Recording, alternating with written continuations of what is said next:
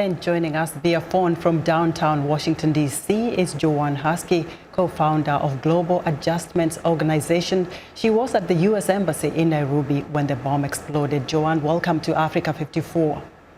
Thank you, Esther. Now, Joanne, it's painful to talk about this, but what do you remember of the morning of August 7th, 1998?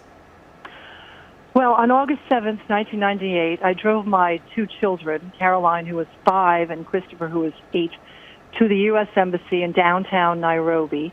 We pulled into the parking lot in the back of the embassy, right next to a huge truck, which we had not known at the time was full of explosives and two guys who were about to blow up the embassy.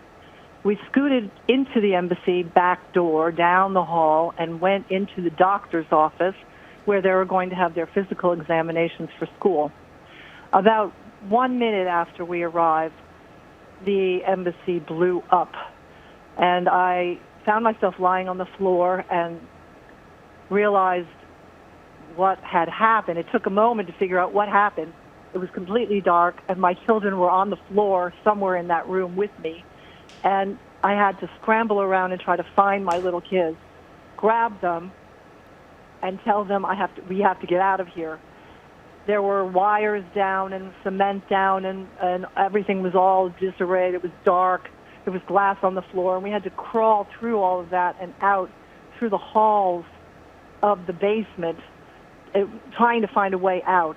And we were hearing people all around saying, how do we get out, and where's the exit?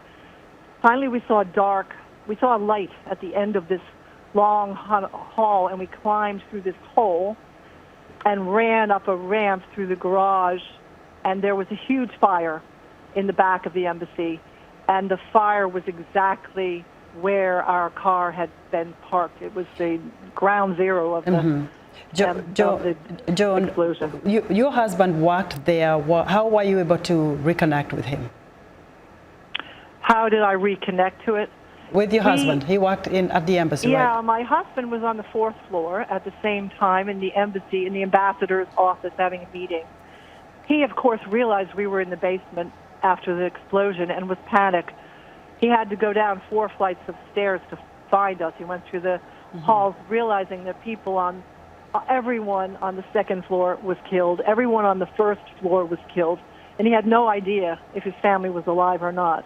And he came running out the front door, and we came running out the back door, all at the same time. Okay. Joan, you and your family survived the bombing, but how were you able to find strength to move on very quickly?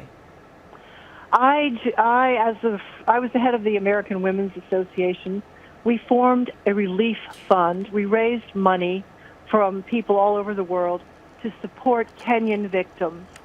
And so for the year after the embassy bombing, I went out and met with victims, children who had been blinded, people who had lost their hearing, a woman who was in the bank in the back who had been paralyzed from the waist down.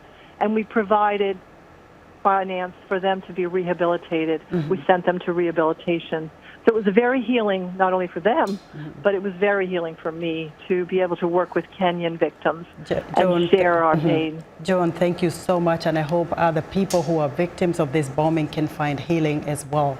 Joanne Huskey is a survivor of the 1998 U.S. bombing in Nairobi and a co-founder of Global Adjustments Organization.